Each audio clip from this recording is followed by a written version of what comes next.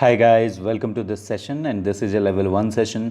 सो इस सेशन में हम न्यूज़पेपर के काफ़ी सारे हेडलाइंस करेंगे। ये उन बच्चों के लिए जिन्होंने अपना इंग्लिश अभी शुरू किया है पढ़ना, और तो बहुत सारे हेडलाइंस करेंगे। We will go ahead and we will see many words. बहुत सारे नए वर्ड्स सीखेंगे, पुराने वर्ड्स को रिवाइज करेंगे, उनके नए यूजेस देखेंगे, idioms and phrases, phrasal verbs, grammar के कुछ रूल्स, ये सारी चीज़ हम लोग रिवाइज करेंगे इस वीडियो में। 20 से 25 मिनट का ये वीडियो होने वाला है। सो आप प्लीज़ इसको देखिए, और ये वीडियो अगर आप इंग्लिश सीखना चाहते हैं तो आपको रोज़ ही देखना चाहिए। ऑलराइट, कुछ दिनों से ये वीडियो मैं नहीं पोस्ट कर पा रहा था क्योंकि काफ़ी बिजी चल रहा था, बहुत सारे काम थे। तो अब ये वीडियो रोज़ ही आएगा, रेगुलरली आएगा जैसे पहले आता था। So you don't worry, let us read this entire sentence. देखते हैं कि इसमें क्या लिखा है, क्या कहता है। देखो ज़रा, ग्रोथ के बारे में बात हो रही है, विकास। Growth is not just beating the odds. ये देखो, ऑड, ये वर्ड आपने कई बार देखा होगा। Odd number, even number. कभी कभी आपको रीजनिंग में ऐसा भी क्वेश्चन आता है, select the odd man out. ठीक है ना। ऑड का मतलब जो सबसे अलग हो, कुछ अजीब तरीके का। और ऑड का ही मतलब मुश्किल, कठिनाइयाँ। ठीक है ना। किसी टास्क में अगर बहुत सारे ऑड्स हैं तो बहुत सारी कठिनाइयाँ हैं। तो क्या कहता है कि ग्रोथ जो है सारी कठिनाइयों को हराने, सारी मुश्किलों को सिर्फ हरा देना नहीं है। ठीक है ना। सारी मुश्किलों पे विजय प्राप्त कर लेना ही ग्रोथ नहीं है। It's also about resilience against all odds. अब देखो, रेजिलियंस क्या है ये वर्ड, रेजिलियंस। रेजिलियंस का मतलब होता है मजबूती, किसी भी विपरीत चीज से लड़ने की शक्ति, उसको बोलते हैं रेजिलियंस। आप इसको लिख लेंगे, रेजिलियंस। रेजिलियंस मतलब किसी भी चुनौती से, किसी भी एडवर्स कंडीशन से लड़ने की शक्ति। तो ये क्या कहता है कि विकास सिर्फ सारे चुनौतियों को, सारे मुश्किलों को हरा देना नहीं है। ये सारे मुश्किलों के खिलाफ, देखो अगेंस्ट ऑल ऑड्स लिखा है, सारे मुश्किलों के खिलाफ रिजिलियंट होना भी है। ठीक है ना, शक्तिशाली होना भी है। तो ये हो गया आपका एक चीज़। अब चलो हम लोग मेन पेज पे चलते हैं और देखते हैं कि क्या लिखा है। सबसे पहले आपको एक और चीज़ बता देता हूँ। ये देखो, एक न्यूज़पेपर के बारे में है, बिजनेस से रिलेटेड ये न्यूज़पेपर है, मिंट। सबसे पहले तो आपको मिंट वर्ड तो आपने ज़रूर सुना होगा, मिंटो फ्रेश या कुछ इस तरीके की टॉफ़ी में, कैंडी में जो मिंट, पुदीने की जो वो होता है, पुदीने का जो अर्क होता है उसको बोलते हैं हम लोग मिंट। और मिंट वो जगह भी होता है जहां हम लोग सिक्कों को ढालते हैं। देखो, COIN, क्वाइन। पिघला हुआ लोहा होता होगा या पिघला हुआ जो भी मेटल होता होगा, वो खांचे में जाता होगा, वहाँ से सिक्का बन के निकलता होगा। ये जो सिक्के की ढलाई है, इसको हम लोग क्या बोलते हैं, मिंटिंग। क्या बोलते हैं भैया, मिंटिंग। ठीक है ना। और मिंट वो जगह होती है जहाँ पे हम लोग सिक्कों को ढालते हैं। इंडिया में कहाँ कहाँ सिक्कों की ढलाई होती है, तो ज़रा आप ये देख लो, HDMK, H से हैदराबाद, D से दिल्ली, दिल्ली के बगल में नोएडा है वो जगह, M से मुंबई शायद, और K से कोलकाता। इन चारों जगहों पे सिक्कों की ढलाई होती है इंडिया में। ओके, मतलब सिक्के बनते हैं यहाँ पे। अब now let us move to the main page. And कल हमारे एयरफोर्स के जो चीफ हैं, इन्होंने पूरे कंट्री को ये कहा है कि कुछ मैसेज दिया है। पहले देखिए इन्होंने क्या कहा है, India can handle any China threat. क्या कह रहे हैं कि इंडिया किसी भी, चाइना के किसी भी थ्रेट को क्या कर सकता है, हैंडल कर सकता है। ओके। और देखते हैं जरा हमारे एयरफोर्स के चीफ कौन हैं। RKS भदौरिया नाम है इनका, RKS भदौरिया साहब इंडियन एयरफोर्स के चीफ हैं। और देखो क्या लिखा है, be rest assured that we have deployed strongly to deal with any contingency. ये सबको सुनिश्चित कर रहे हैं, आप सब लोग सुनिश्चित रहिए, आश्वस्त रहिए कि हम लोगों ने बहुत मजबूती से डिप्लॉय किया है, मतलब बहुत ज़्यादा तैनाती किया है। किस चीज़ के लिए, किस चीज़ से डील करने के लिए, to deal with any contingency. Contingency का मतलब कोई भी आक्रमण, दुस्साहस, इस तरीके की चीज़ अगर चाइना करता है, कंटिंजेंसी, तो हम लोग उससे डील कर सकते हैं। ठीक है। आपका आपका आज जो टास्क है आपका है कि कंटिंजेंसी का मतलब देखो ज़रा, और पोस्ट करो आप कमेंट बॉक्स में। We have made deployment in all relevant areas. देखो, हम लोगों ने डिप्लॉयमेंट किया है, तैनाती किया है। अब देखो, डिप्लॉय का मतलब क्या, तैनात करना, और डिप्लॉयमेंट का मतलब क्या, तैनाती। We have made deployment in all relevant areas. अब ये रेलेवेंट वर्ड आपका फिर से रिवाइज हो रहा है। रेलेवेंट मतलब किसी चीज़ से जरूरी अगर कोई चीज़ है, जैसे आप एसएससी का एग्ज़ाम देने जा रहे हैं, इंग्लिश उसके लिए ज़रूरी है, मैथ्स उसके लिए ज़रूरी है, जीए ज़रूरी है, रीजनिंग भी ज़रूरी है। तो ये सारे रेलेवेंट सब्जेक्ट्स हो गए। एसएससी से रेलेवेंट सब्जेक्ट क्या हो गया, एसएससी से ज़रूरी सब्जेक्ट क्या हो गया, एसएससी से रिलेटेड सब्जेक्ट क्या हो गया, तो ये चारों सब्जेक्ट हो गए। लेकिन अगर आप संस्कृत पढ़ रहे हो तो वो कैसा हो जाएगा, वो एसएससी से इररिलेवेंट हो जाएगा। तो रेलेवेंट समझ में आया आपको? तो पहले वर्ड को देखिए, फिर बार बार देखते देखते आदत हो जाती है। We have made deployment in all relevant areas. हम लोगों ने सारे ज़रूरी एरियाज़ में, ठीक है ना, क्या कर दिया है, डिप्लॉयमेंट कर दिया है, तैनाती कर दी है। Ladakh is a small part. Ladakh सिर्फ एक स्मॉल पार्ट है। ओके, तो हमने भदौरिया साहब का देखा। अभी आप ज़रा सा देख लो, आपको फिर से ये वर्ड रिवाइज हो जाएगा और ये वर्ड रिवाइज हो जाएगा। लेजिस्लेशन मतलब कानून। Several crops sell below MSPs. अब ये देखो, बिलो भी एक प्रीपोजिशन है, ठीक है ना, किसी चीज़ से नीचे, किसी लेवल से नीचे, तो उसको हम लोग बोलते हैं below. Several crops sell below MSPs, ठीक है। एमएसपी क्या है, मिनिमम सपोर्ट प्राइस। मान लीजिए आप चावल उगा रहे हैं तो सरकार पहले ही दाम फिक्स कर देती है कि हम इतने में आपका चावल खरीदेंगे ही, तो इसलिए आपको भटकने की ज़रूरत नहीं है, आपको लॉस भी नहीं होगा। तो सेवरल क्रॉप्स अभी भी एमएसपी से नीचे बिक रहे हैं। कहाँ बिक रहे हैं, बिलो बिक रहे हैं। और किस चीज़ के बीच, एमिड लेजिस्लेशन डिबेट। ये जो फार्म बिल पे लेजिस्लेशन आया है, फार्म कानून आया है नया, एग्रीकल्चर लॉ, तो उस लॉ का, उस लेजिस्लेशन पे जो डिबेट चल रहा है, उसके बीच अभी भी कई सारे क्रॉप्स एमएसपी से नीचे बिक रहे हैं। अब देखो ज़रा यहाँ पे क्या लिखा है कि हाथरस 19 FIRs लॉज्ड इन 7 डिस्ट्रिक्ट्स। आपको इसमें तो कुछ भी मुझे लगता नहीं है कि समझाने की ज़रूरत है। आप ये देखो, FIRs include sections pertaining to. ये देखना, जिस चीज़ से पर्टेन टू हो रहा है उस चीज़ से रिलेटेड है, ठीक है ना। किसी भी चीज़ से जो चीज़ पर्टेन टू हो रहा है वह उससे रिलेटेड है। तो देखो, FIRs include sections pertaining to, sections related to sedition, देशद्रोह, bid to incite caste related violence. अभी मैं आपको एक और चीज़ दिखाता हूँ, देखो, bid to incite caste related violence. एक तो FIR दर्ज हुआ, उसमें कौन सा धारा लगाया गया है, किस धारा से संबंधित है, वो सेडिशन से, मतलब देशद्रोह से। दूसरा देखो किस चीज़ के लिए FIR लॉन्च किया गया है, bid to incite caste related violence. Caste related violence का मतलब आप समझ गए, जाति से रिलेटेड हिंसा। और बिड का मतलब प्रयास, और इंसाइट का मतलब होता है भड़काना। लिख लीजिए आप, इंसाइट का मतलब भड़काना, जैसे दंगे भड़काना, जैसे हिंसा भड़काना। उसके लिए हम लोग कौन सा वर्ड इस्तेमाल करते हैं, इंसाइट, INCITE, इंसाइट। इंसाइट का मतलब किसी चीज़ को भड़काना। तो सबसे पहले तो देशद्रोह के लिए FIR लॉन्च किया गया है, फिर जाति संबंधित हिंसा को भड़काने के प्रयास का वो किया गया है, FIR लॉन्च किया गया है।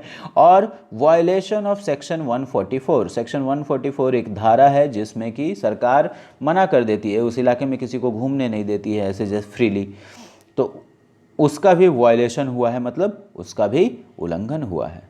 ऑलराइट, अब ज़रा नीचे देखते हैं क्या लिखा है। अभी देखो, बिहार में जो पॉल्स हैं, बिहार में जो इलेक्शन होने वाला है, उसको लेकर काफ़ी कन्फ्यूज़न और काफ़ी इधर उधर से बातें, रूमर्स, सब चीज़ निकल के आ रही हैं, ठीक है। तो आप देखिए यहाँ पे क्या लिखा है, चिराग क्लियर्स द फॉग। सबसे पहले ये वर्ड देख लो, ये तो आपको पता ही होगा क्या चल रहा है। फॉग चल रहा है, और फॉग का मतलब होता है कोहरा, धुंध। तो चिराग ने कोहरा जो धुंध था उसको साफ कर दिया है। बहुत दिन से ये मतलब कन्फ्यूजन चल रहा था कि बीजेपी, जदयू और एलजेपी, लोकतांत्रिक जनशक्ति पार्टी, लोक जनशक्ति पार्टी, ये तीनों मिलकर चुनाव लड़ेंगे, लेकिन जेडीयू और एलजेपी का बना नहीं। चिराग पासवान ने कल जाकर सारा चीज़ साफ कर दिया। क्या कहा कि वो चाहते हैं एक बीजेपी और एलजेपी का गवर्नमेंट। ठीक, अब जरा इधर नीचे देखिए। फुटप्रिंट मतलब मैंने आपको बताया था, फुटप्रिंट का मतलब पहचान आपकी, ठीक है ना। आप कहीं किसी के घर गए और देखते हो ना, कभी कभी मंदिर में भगवान का फुटप्रिंट लगा हुआ होता है। दीपावली में लोग फुटप्रिंट्स खरीद के ले आते हैं, मानते हैं कि माँ लक्ष्मी का फुटप्रिंट है। तो फुटप्रिंट का मतलब आपकी पहचान, आपका पकड़, ठीक है ना। तो एलजेपी का फुटप्रिंट जो है वो अब फेड हो रहा है। फुटप्रिंट मतलब क्या कि उसका प्रभाव फेड हो रहा है। फेड हो रहा है मतलब कम हो रहा है। अब ज़रा मैं आपको एक और चीज़ दिखाता हूँ। सेना सेट टू ज्वाइन बिहार फ्रे, राउट टू विजिट स्टेट। ये जो सेना जिसकी बात हो रही है यहाँ पे, ये है शिवसेना। शिवसेना सेट टू है ज्वाइन करने के लिए। क्या चीज़ ज्वाइन करने के लिए? बिहार फ्रे। अब ये जो वर्ड है आपका फ्रे, फ्रे का मतलब समझ लो आप दौड़, ठीक है ना,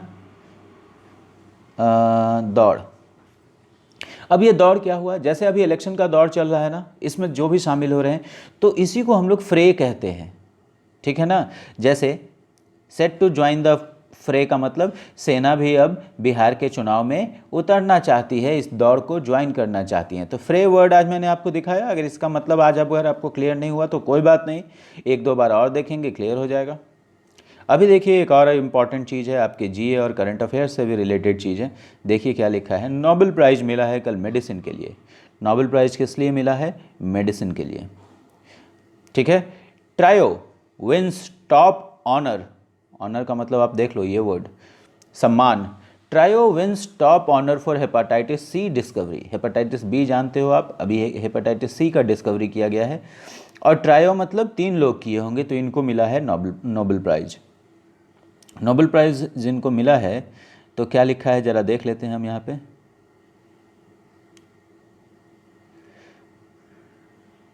अमेरिकन्स, ठीक है, ये सारे क्या हैं? अमेरिकन्स हैं।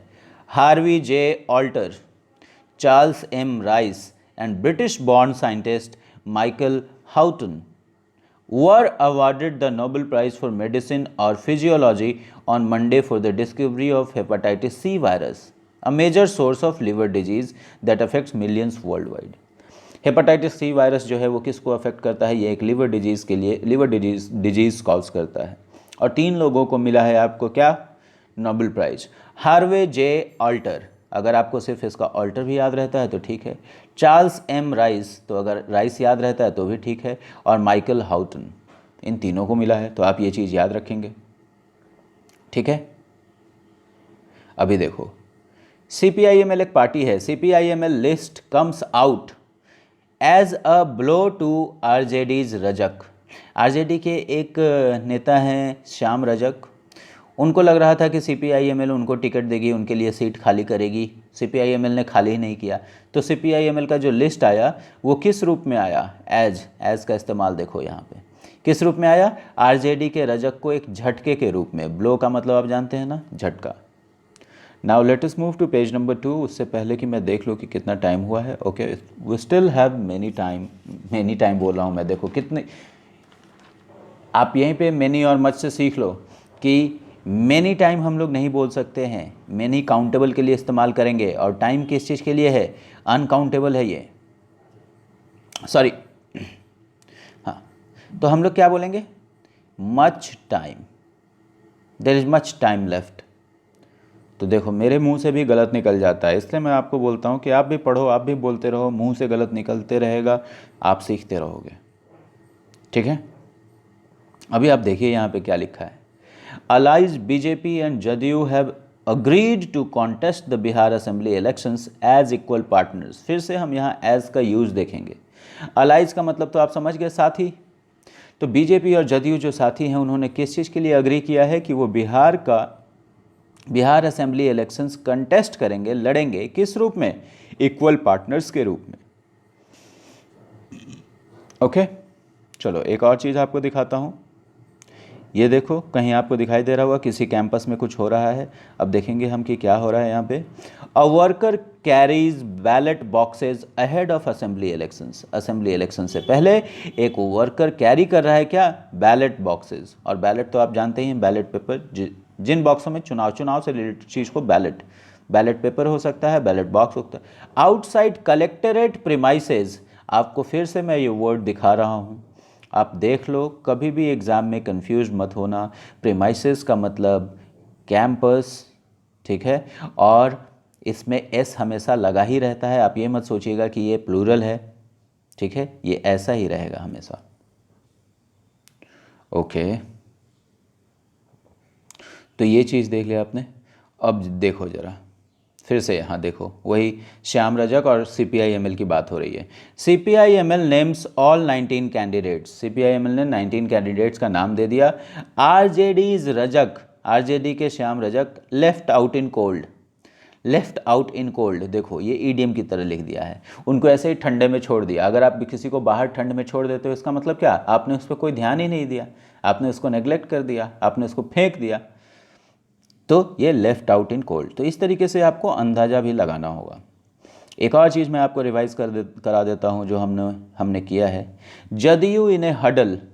इन ए हडल का मतलब मैंने आपको बताया था कि क्या होता है। किसी को, जिनको भी याद है वो go ahead and write yes for huddle after LJP shocker, ठीक है। LJP ने तो शॉक दे दिया ना। LJP बोल दिया कि LJP क्या बोला कि हम NDA नेशनल डेमोक्रेटिक अलायंस से अलग होकर लड़ेंगे, बीजेपी को सपोर्ट करेंगे लेकिन जदयू को हराएंगे।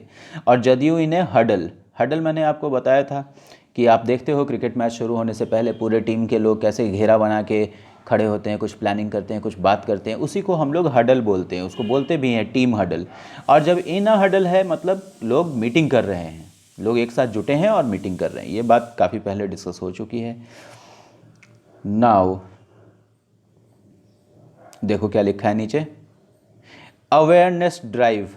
ड्राइव का मतलब कैंपेन, अभियान, कितनी बारी कर चुके हैं हम लोग। और अवेयरनेस जागरूकता। अवेयर का मतलब जागरूक और अवेयरनेस का मतलब जागरूकता।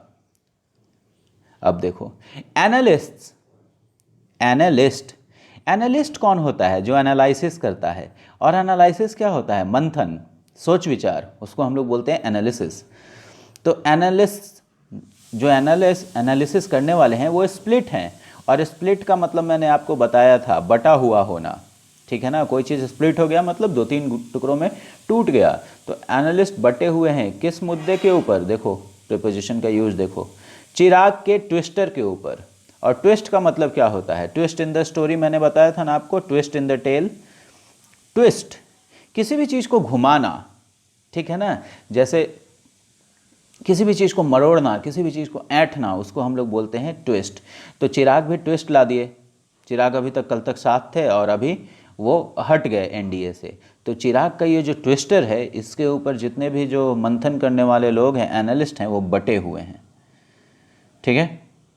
अब मैं चलता हूँ यहाँ पे आपको पेज नंबर 3 में। यहाँ पे फिर से हमारा पुराना वर्ड आ गया, rain lashes parts of Bihar. मैं लैश का मतलब नहीं बताने वाला हूँ क्योंकि कई बारी हम लोग इसको डिस्कस कर चुके हैं। Several low lying areas water logged. बहुत सारे, कई सारे जो लो लाइंग एरियाज हैं, जो नीचे पड़ते हैं, वो क्या हो गए हैं? वाटर लॉग्ड हो गए हैं, ठीक है ना। अभी एक और चीज़ आपको दिखाता हूँ। 3 mini gun factories Busted, 9 arrested. जब किसी भी चीज़ का उद्भेदन हो जाता है, पुलिस किसी चीज़ को उजागर कर देती है, पुलिस किसी गैंग को पकड़ लेती है, उसका पर्दाफाश कर देती है, तो उसको हम लोग बोलते हैं बस्टेड, ठीक है ना, याद रहेगा। ओके अब एक और आपको ईडियम रिवाइज करा देता हूँ यहाँ पे। देखो ज़रा, farmer RJD secretaries murder. RJD के भूतपूर्व सेक्रेटरी का हो गया क्या? Murder. Another party leader in soup. Another party leader किस चीज़ में है? इन सूप में है। और मैंने आपको बताया था कि अगर आप सूप में हैं तो आप बहुत ही मुश्किल में हैं। आप उम्मीद करो कि आप उम्मीद नहीं, आप इमेजिन करो कि आपको एक बहुत बड़े से टब में जिसमें सूप बन रहा है या बना हुआ है, गर्मा गर्म सूप, स्टिकी सूप, उसमें आप गिर गए, कितनी परेशानी होगी।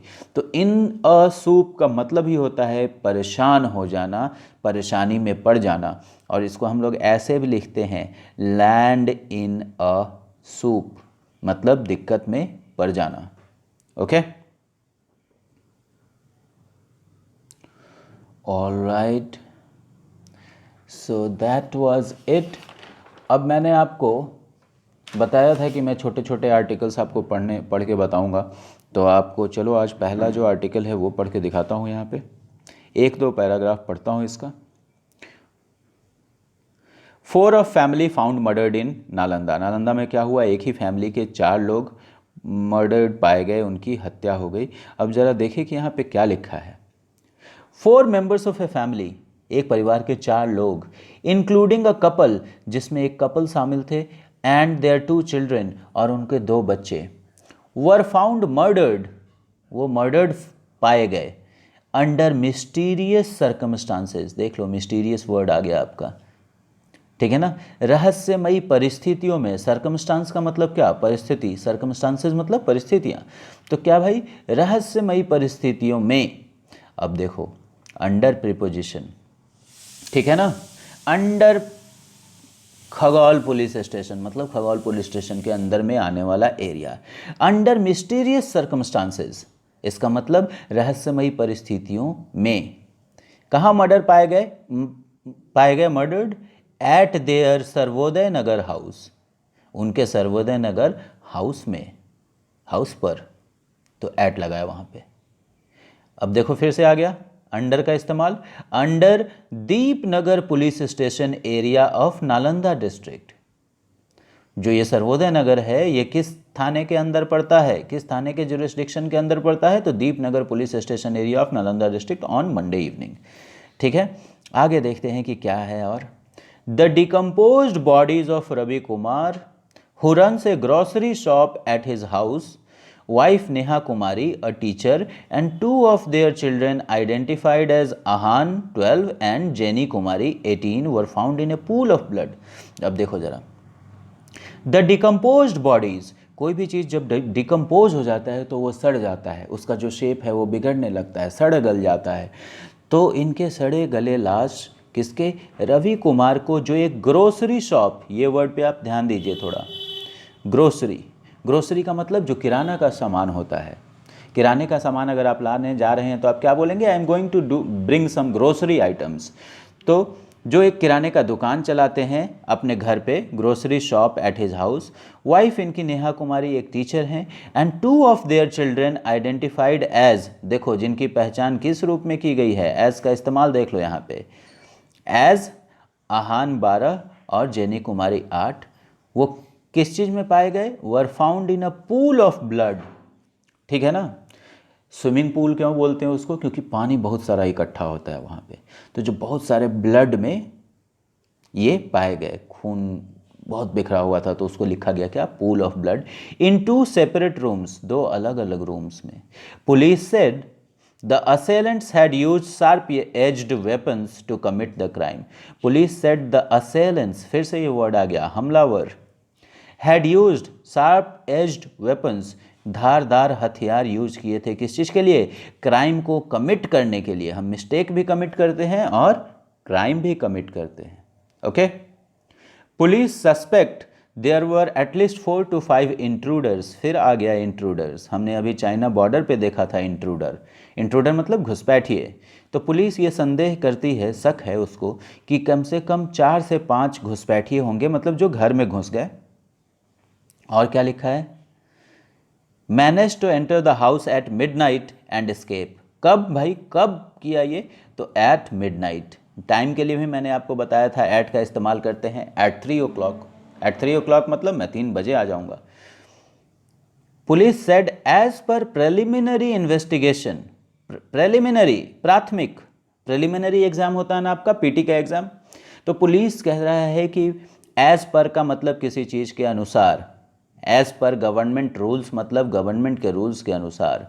तो यहाँ पे प्रिलिमिनरी इन्वेस्टिगेशन, प्राथमिक जांच के आधार पर, प्राथमिक जांच के अनुसार, they have not been able to determine the motive behind the murders, अभी तक वो पता नहीं लगा पाए हैं। डिटरमाइन का मतलब क्या, पता लगाना। अभी तक वो पता नहीं लगाए हैं कि इन मर्डर्स के पीछे, इन हत्याओं के पीछे क्या लक्ष्य था, क्या एम था, मोटिव क्या था।